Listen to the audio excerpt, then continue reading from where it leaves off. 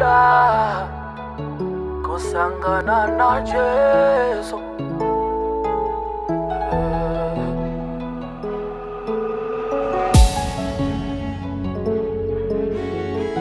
Dinetari romenyu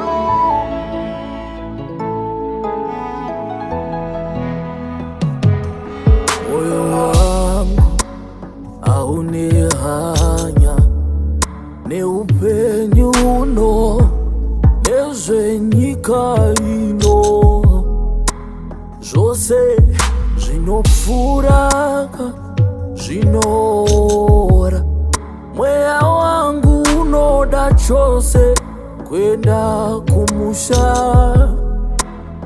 chishuvo changu chekusangana na Jesu chavandudzwa nevhangeri retariro menyu. Saka harufu kurarama hapana chandichagarira panoka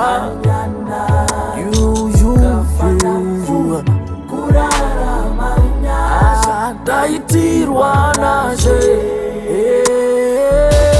Simeoni mukukwegura kwake akamubata Jesu mumaoko ake akati haiwa muranda kachizorora zvabata ruponeso rwamakavimbisa tose.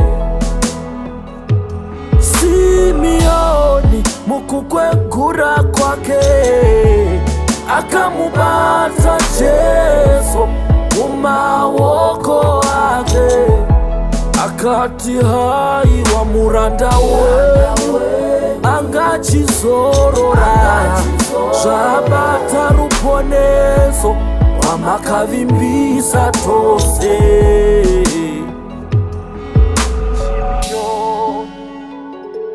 Akwegura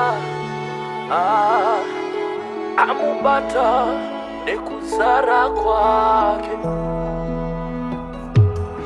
Ngatimubate Jesu nekuzara kwake, timanye tisangane naye.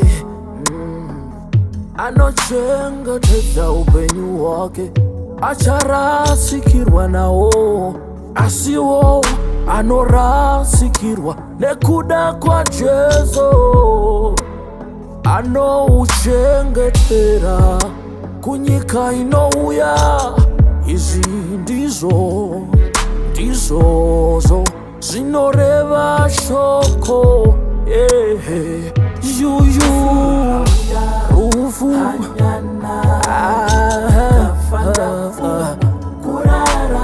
inyasha handina chandinogarira pano.